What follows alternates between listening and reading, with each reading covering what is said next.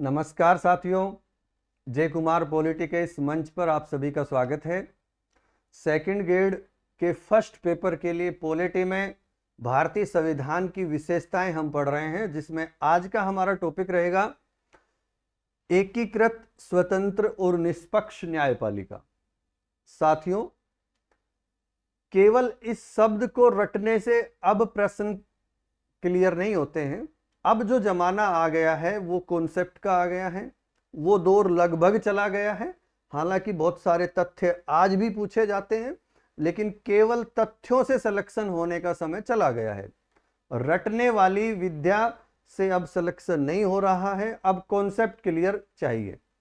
तो एकीकृत, हमने ये तो पढ़ लिया कि भारतीय संविधान में हमने एकीकृत न्यायपालिका को अपना रखा है, लेकिन क्या अब एकीकृत न्यायपालिका के बारे में हम कुछ जानते हैं कि एकीकृत न्यायपालिका क्या होती है? इसका कॉन्सेप्ट क्लियर किए बिना आप इससे जुड़े हुए प्रश्न कर ही नहीं सकते। रटने से नहीं होने वाला, केवल एक लाइन रट ली तो उससे नहीं होगा।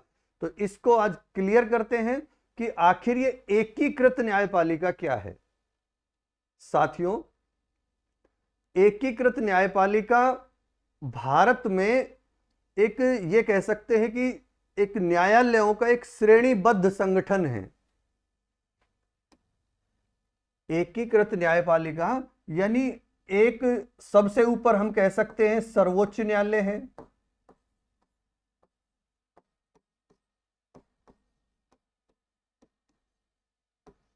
एक पिरामिडीय स्थिति बनती है, और बीच में हम देखें तो इसके बहुत से उच्च न्यायालय हैं।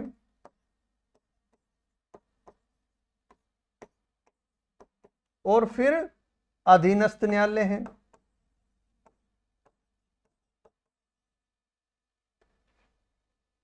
अब एकीकृत कैसे हुआ? भाई, सर्वोच्च न्यायालय भी है, उच्च न्यायालय भी है, अधीनस्थ न्यायालय भी है, तो ये फिर एकीकृत आखिर कैसे हुआ, ये दिमाग में एक प्रश्न रहता है। इसमें देखो, सबसे ऊपर जो है वो सुप्रीम कोर्ट है, सर्वोच्च न्यायालय है। फिर उसके अधीन, न्यायिक रूप से उसके अधीन उच्च न्यायालय आते हैं, और फिर उच्च न्यायालय के अधीन ये अधीनस्थ न्यायालय आते हैं। सर्वोच्च न्यायालय के अधीन यानी न्यायिक रूप से अधीन तो उच्च न्यायालय होते हैं, और ये जो अधीनस्थ न्यायालय होते हैं ये तो न्यायिक रूप से भी प्रशासनिक रूप से भी दोनों तरीके से उच्च न्यायालयों के अधीन आते हैं। तो ये जो निचली अदालतें हैं ये पूर्ण रूप से उच्च न्यायालय के अधीन हैं, और उच्च न्यायालय जो है जितने भी हैं वो सर्वोच्च न्यायालय के न्यायिक रूप से अधीन हैं। यानी अब न्यायिक रूप से अधीन का क्या मतलब है कि जो उच्च न्यायालय है वो सर्वोच्च न्यायालय के खिलाफ नहीं जा सकते। उच्च न्यायालय कोई भी, सर्वोच्च न्यायालय अगर कोई भी ऐसा फैसला सुना देता है कोई भी किसी भी मामले में, तो उच्च न्यायालय उसके खिलाफ नहीं जा सकते, क्योंकि वह उसके अधीन है। अधीनस्थ न्यायालय जैसे कि जिला न्यायालय होती है, अन्य अदालतें होती हैं, ये उच्च न्यायालय के खिलाफ नहीं जा सकते। व्यक्ति को अपील के अधिकार मिले हुए हैं, अपील करने के अधिकार मिले हुए हैं। ऊंची अदालत के द्वारा दिया गया फैसला मान्य होता है। मान लो आप किसी केस में यहां गए, आप संतुष्ट नहीं हैं तो आप यहां चले गए, यहां भी संतुष्ट नहीं है तो यहां भी चले गए। हालांकि सभी मामलों में ऐसा नहीं हो सकता है, लेकिन बहुत सारे मामले ऐसे हैं कि हम श्रेणीबद्ध तरीके से ऊपर तक जा सकते हैं। तो अगर सुप्रीम कोर्ट ने उस मैटर पर कोई अपना निर्णय दे दिया तो ये वो निर्णय सबको मान्य होगा, ये फिर उसको उसके खिलाफ नहीं जा सकते। उच्च न्यायालय ने कोई निर्णय दे दिया तो अधीनस्थ न्यायालय उस फैसले के खिलाफ नहीं जा सकते। ये एकीकृत न्यायपालिका का उदाहरण है। जबकि हम देखें जहां दोहरी न्यायपालिका होती है, जैसे कि अमेरिका में है, वहां पर राज्यों के उच्चतम न्यायालय अलग होते हैं और केंद्र का उच्चतम न्यायालय अलग होता है। तो राज्यों के मामले राज्य, जो उनके राज्य के उच्चतम न्यायालय उसमें जाएंगे, और केंद्र के मामले केंद्रीय उच्च न्यायालय में, उच्चतम न्यायालय में जाएंगे। सुप्रीम कोर्ट दो तरह के हैं, राज्यों के और केंद्र का, जबकि हमारे यहां पर सुप्रीम कोर्ट एक ही है। हमारे यहां पर राज्य का कोई मामला केंद्र में जा सकता है, यहां तक कि जो केंद्र सरकार है उसके फैसले उच्च न्यायालय में भी जा सकते हैं, उच्च न्यायालय में उनकी सुनवाई हो सकती है। केंद्र सरकार के मामले में कोई भी मामला है उच्च न्यायालय में भी जा सकता है, उसकी अलग अलग कैटेगरी है, कौन सा मामला कहां जाएगा ये उच्चतम न्यायालय पढ़ेंगे तो क्लियर हो जाएगा। अभी फिलहाल हम भारतीय संविधान की विशेषताएं पढ़ रहे हैं जिसमें एकीकृत न्यायपालिका का जिक्र आया है, तो उसको हम स्पष्ट कर लेते हैं। तो एक चीज ध्यान रखना कि जो उच्च न्यायालय है वो तो न्यायिक दृष्टि से सर्वोच्च न्यायालय के अधीन है, लेकिन प्रशासनिक दृष्टि से वो स्वतंत्र है, वो उच्चतम न्यायालय के अधीन नहीं आता है। सर्वोच्च न्यायालय के जो निर्णय होते हैं वो सर्वोच्च न्यायालय के निर्णय उच्च न्यायालय के निर्णयों को बदल सकता है। यानी सर्वोच्च न्यायालय है अपने निर्णयों में उच्च न्यायालय के निर्णयों को बदल सकता है, क्योंकि वो उससे बड़ा है, वो अंतिम अपीलीय न्यायालय कह सकते हैं उसको यहां पर। हालांकि एक व्यवस्था है कि बाद में राष्ट्रपति के पास भी जा सकते हैं वो कुछ मामलों में। अब जो उच्च न्यायालय के न्यायाधीश हैं उनकी नियुक्ति है, स्थानांतरण है, ये कौन कर सकता है? सर्वोच्च न्यायालय। लेकिन उच्च न्यायालयों का जो प्रशासनिक नियंत्रण होता है वो सर्वोच्च न्यायालय के पास नहीं है। यानी सर्वोच्च न्यायालय उच्च न्यायालय को निर्णय बदल सकता है, उनके न्यायाधीशों की नियुक्ति कर सकता है, स्थानांतरण कर सकता है। उसमें एक रोल है जिसमें उच्चतम न्यायालय का रोल है। जो ये नियुक्ति का और स्थानांतरण का मैटर है इसमें सर्वोच्च न्यायालय की भूमिका रहती है, राष्ट्रपति की भूमिका रहती है, या जो भी है वो तो सारी प्रक्रिया आगे पढ़ेंगे।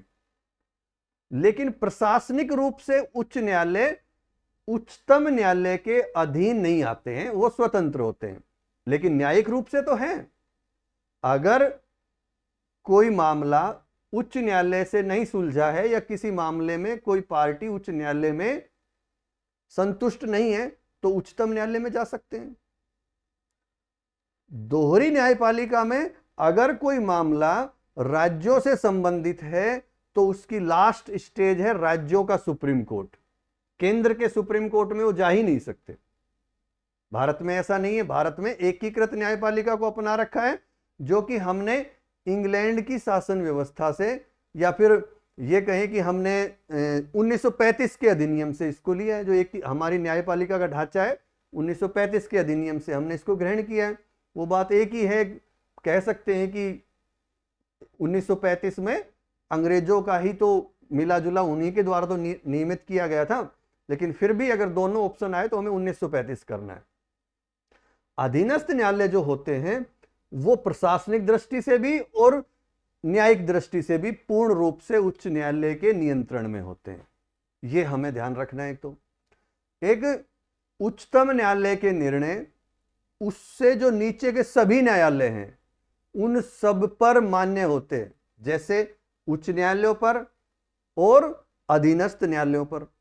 इसने कोई फैसला सुना दिया तो वो इससे नीचे के सभी न्यायालयों पर मान्य होगा, ये उसको चेंज नहीं कर सकते। और उच्च न्यायालय का कोई फैसला है तो वो ये चेंज नहीं कर सकते, ये इन पर मान्य है, उसको केवल उच्चतम न्यायालय चेंज कर सकता है। तो तीनों का जो है वो मिला जुला मामला है, ये अलग अलग नहीं है, ये जुड़े हुए हैं आपस में। और एक तो ये उदाहरण हो गया कि एकीकृत न्यायपालिका का। दूसरा उदाहरण देखें तो भारत में न्यायपालिका का संघ और राज्यों के बीच विभाजन नहीं किया गया है। यानी केंद्रीय कानून जो है उनकी सुनवाई राज्यों के उच्च न्यायालय में भी संभव है, जैसा हमने अभी जिक्र किया, और राज्य के कानूनों की जांच उच्चतम न्यायालय में की जा सकती है।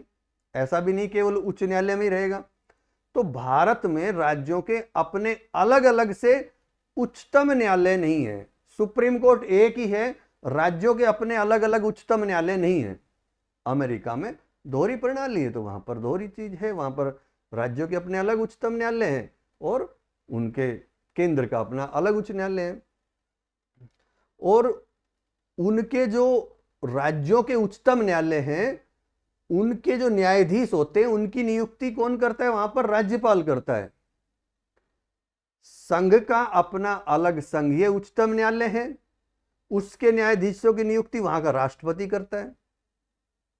यानी वहां के राज्यों के जो उच्चतम न्यायालय के निर्णय हैं, राज्यों के उच्चतम न्यायालय, उसके मामले सीधे सीधे ये कह सकते हैं कि जो संघीय, जो केंद्रीय उच्चतम न्यायालय है उसके समक्ष नहीं लाए जाएंगे। और भारत में क्या होता है? भारत में राज्यों में जो उच्च न्यायालय हैं उनमें जो सुनवाई होती है वो राज्य विधानमंडल द्वारा जो निर्मित विधि है उनकी भी सुनवाई होती है, साथ साथ में संसद की कोई विधि है, उनका कोई संसद ने कोई कानून बनाया है तो उसकी भी सुनवाई हो सकती है। उच्चतम न्यायालय में भी केंद्र सरकार के मामलों की सुनवाई हो सकती है उच्च न्यायालय में, और उच्चतम न्यायालय में राज्यों की सुनवाई हो सकती है। तो दोनों में आपस में ऐसा हो सकता है। एक हम देखें तीसरे नंबर पर, इसमें तीसरा पॉइंट इसका देखें तो यह है कि अधीनस्थ न्यायालय जो निर्णय दे देता है उस निर्णय की अपील उच्च न्यायालय में की जा सकती है, और उच्च न्यायालय द्वारा दिया गया कोई निर्णय उसकी अपील उच्चतम न्यायालय में कर सकते हैं। उच्चतम न्यायालय और उच्च न्यायालय दोनों की नियुक्ति कौन करता है? अपने यहां पे दोनों न्यायाधीशों की, उच्च न्यायालय के न्यायाधीशों की नियुक्ति भी और सर्वोच्च न्यायालय की भी राष्ट्रपति करता है।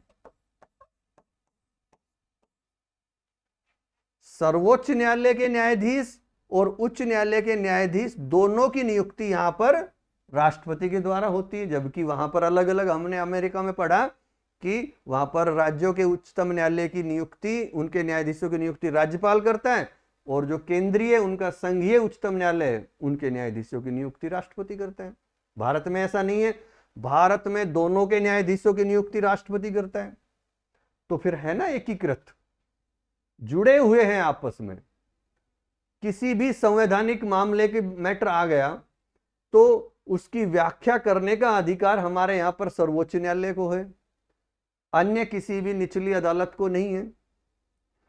सर्वोच्च न्यायालय यहां पर संविधान का संरक्षक है, और भारत में यह व्यवस्था हमने कहां से ली है? 1935 के अधिनियम से ली है। तो एक शब्द तो इसका क्लियर हुआ, एकीकृत न्यायपालिका क्या है ये हमने समझ लिया। अगले इसके जो दो शब्द है, स्वतंत्र और निष्पक्ष न्यायपालिका, उसको और देख लेते हैं कि आखिर क्या है, स्वतंत्र कैसे है, निष्पक्ष कैसे है। इसको समझना बहुत जरूरी है कि ये चीज कैसे स्थापित हो रही है। केवल पढ़ने मात्र से बात नहीं बनती कि बस हमने पढ़ लिया भारत की न्यायपालिका स्वतंत्र है, निष्पक्ष है। क्या कारण है, क्या प्रावधान है कि वो निष्पक्ष है, जिसको निष्पक्ष कह सकते हैं? तो एक तो ये कि यहां पे न्यायाधीशों का जो कार्यकाल होता है उसकी सुरक्षा प्रदान की गई है, यानी न्यायाधीशों को हटाने की जो प्रक्रिया है बहुत कठिन है। यहां तक कि अभी तक सुप्रीम कोर्ट के किसी भी न्यायाधीश को नहीं हटाया गया है। यह भारत के इतिहास में ऐसा नहीं हुआ अभी तक। बाकी जो महाभियोग प्रक्रिया इनके खिलाफ लाई गई है वो सब आगे चैप्टर में पढ़ेंगे, जब स्पेशल हम न्यायपालिका पढ़ेंगे। जब ये कार्यकाल की सुरक्षा हो गई। महाभियोग शब्द का ध्यान रखना, नियम अनुसार तो केवल राष्ट्रपति को हटाने के लिए किया जाता है, लेकिन व्यवहार में न्यायाधीशों को हटाने के लिए भी हम महाभियोग शब्द का इस्तेमाल कर लेते हैं, जबकि संविधान में केवल राष्ट्रपति के लिए, उसके लिए महाभियोग शब्द का उपयोग किया गया है। एक स्वतंत्र निष्पक्ष न्यायपालिका का मतलब या कैसे बनती यहां पर कि न्यायाधीशों के लिए जो सेवा शर्तें हैं वो निर्धारित कर रखी है। उनका वेतन है, उनका भत्ता है, उनके अवकाश हैं, उनके विशेष अधिकार हैं, पेंशन का निर्धारण है। ये समय समय पर संसद के द्वारा किया जाता है, और उनके वेतन में किसी प्रकार की कटौती भी नहीं की जा सकती, केवल एक स्थिति को छोड़ दे तो जो वित्तीय आपातकाल है उसमें ही इनके कटौती की जा सकती है, जो कि अभी तक कभी एक बार भी लागू नहीं हुआ है, और भगवान ना करे कभी देश में वित्तीय आपातकाल की स्थिति बने। तो निर्धारित सेवा शर्तें हैं, इसलिए भी उनको किसी प्रकार का डर नहीं है, किसी के दबाव में काम नहीं करेंगे, क्योंकि सारी चीजें उनकी फिक्स है, उनमें किसी प्रकार की कटौती नहीं की जा सकती। जब तक व्यक्ति को अपनी जो सेवा है वो सुरक्षित महसूस होगी तो वो निष्पक्ष रहेगा, किसी प्रकार का दबाव रहेगा, डर रहेगा तो निष्पक्ष नहीं रहेगा। एक है जो सर्वोच्च न्यायालय के जितने भी खर्चे होते हैं, केवल सैलरी नहीं, सारे खर्चे वो भारत की संचित निधि से होता है। इसका क्या मतलब होता है कि देखो, अगर सामान्य कोई हम खर्चा करते हैं तो संसद उसकी एक धन विधेयक पेश करती है और उससे फिर वो पास होता है, तब हम संचित निधि से कोई पैसा निकाल सकते हैं। लेकिन और उसमें मतदान प्रक्रिया सारी होती है, लेकिन कोई भी अगर खर्चा संचित निधि पर भारित कर दिया है तो उस पर कोई मतदान वगैरह नहीं होता है।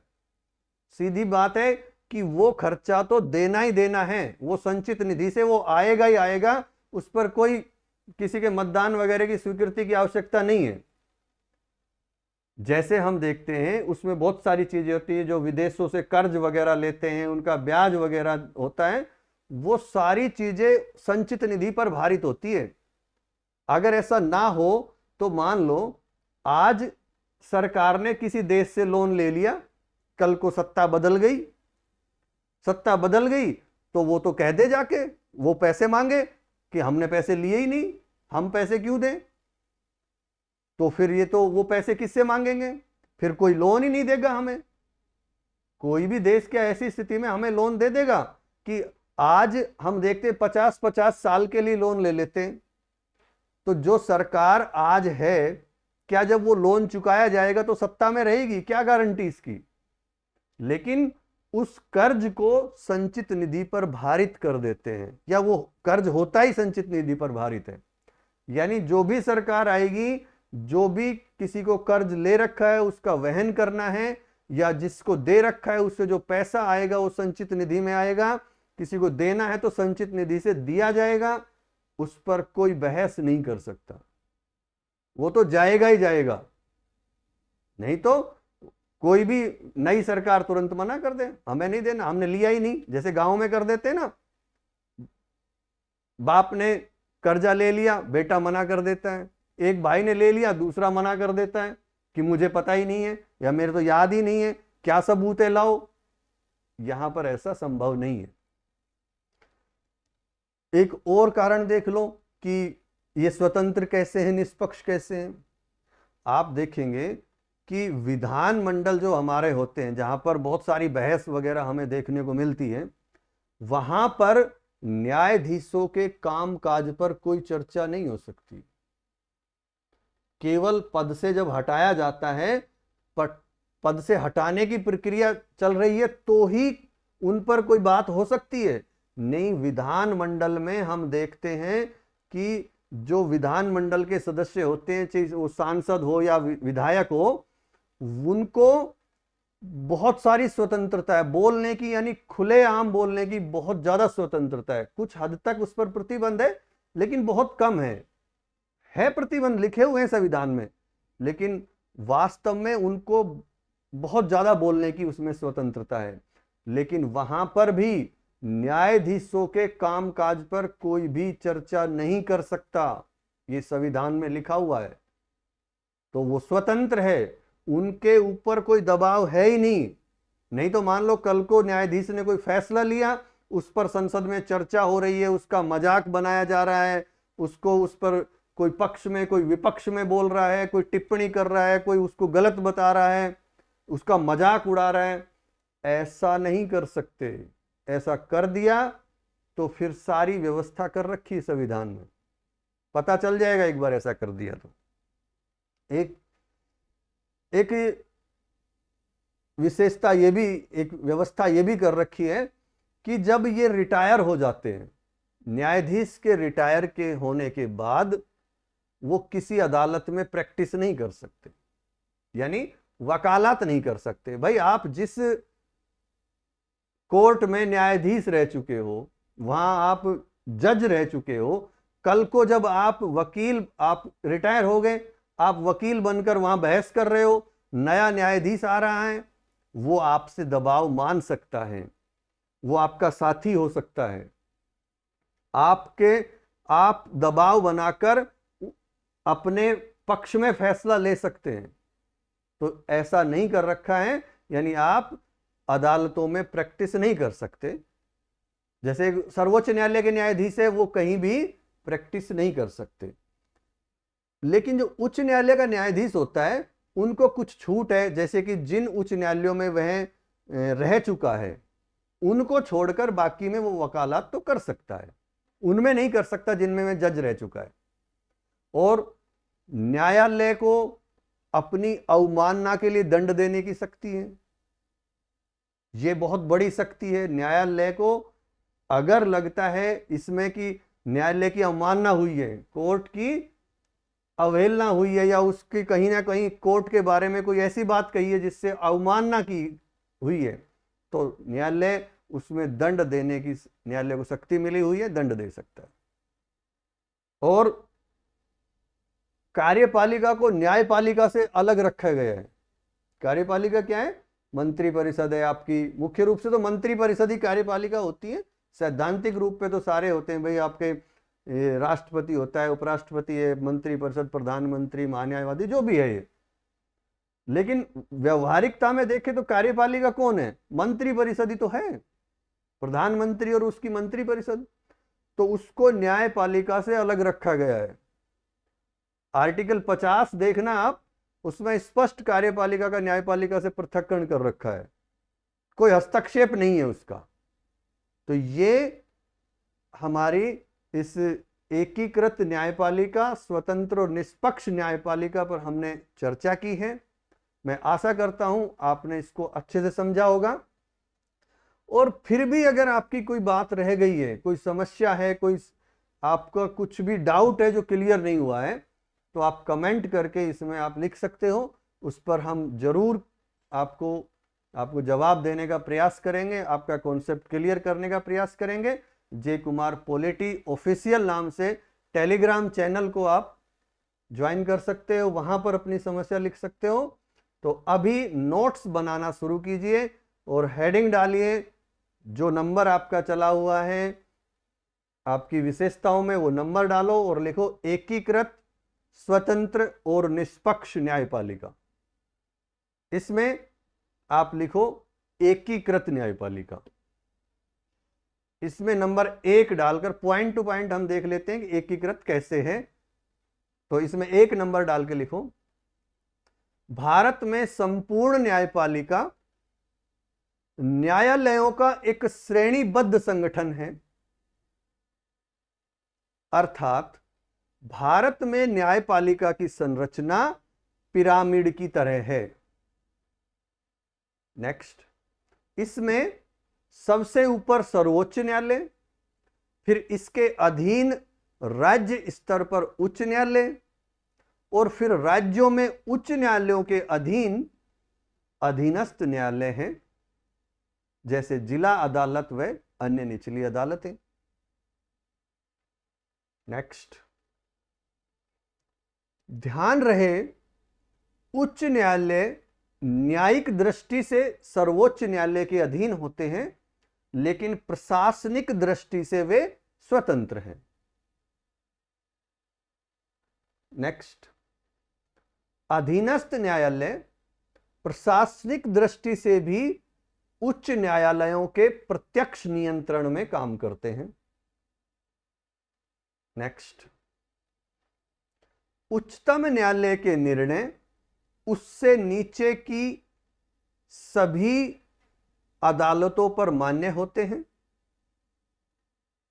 और उच्च न्यायालय के निर्णय अधीनस्थ न्यायालयों पर मान्य होते हैं। अब नंबर 2 डालकर लिखिए, भारत में न्यायपालिका का संघ और राज्यों के बीच विभाजन नहीं किया गया है। अतः केंद्रीय कानून की सुनवाई राज्यों के उच्च न्यायालयों में संभव है, जबकि राज्य के कानूनों की सुनवाई या परीक्षण उच्चतम न्यायालय में किया जा सकता है। अतः भारत में राज्यों के अपने अलग से उच्चतम न्यायालय नहीं है। नेक्स्ट, यहां पर अमेरिका वाली बात याद रखने लेना, लिखवाने की जरूरत नहीं है।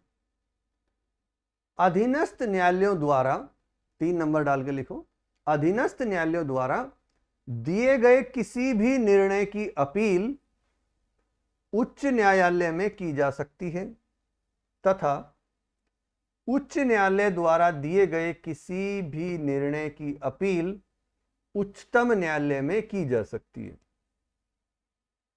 नंबर 4, उच्चतम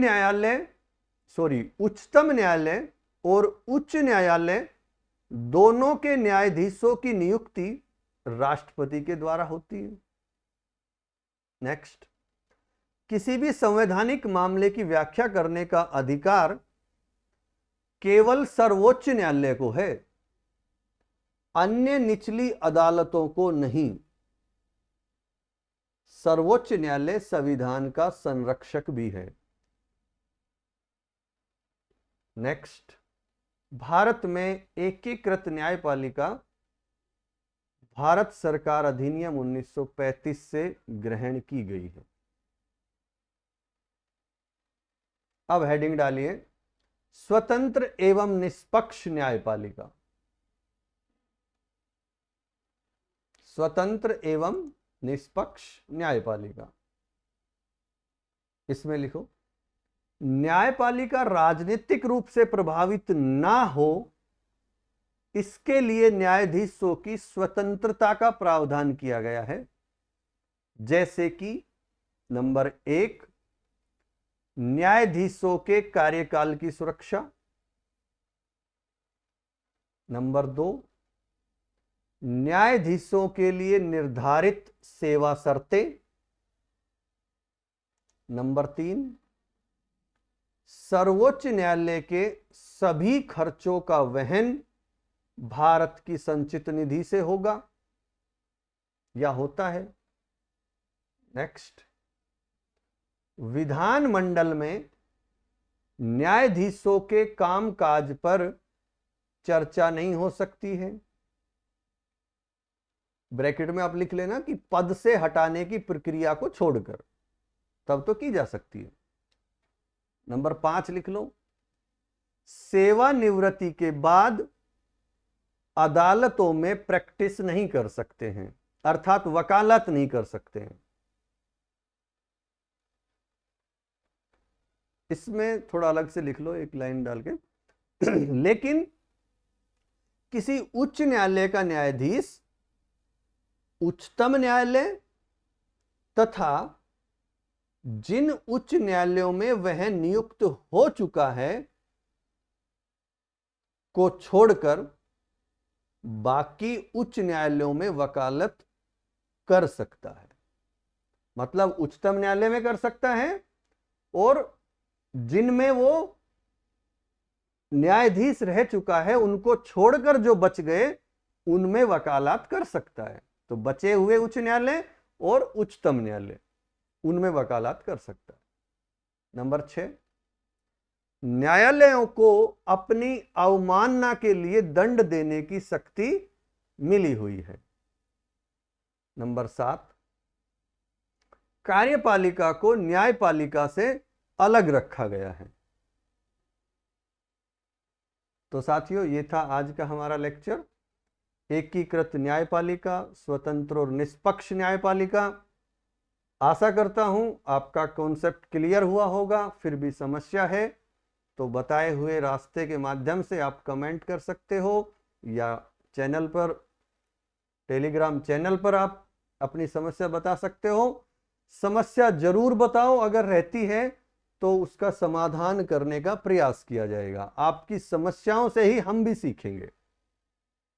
तो आज के लिए इतना ही, धन्यवाद।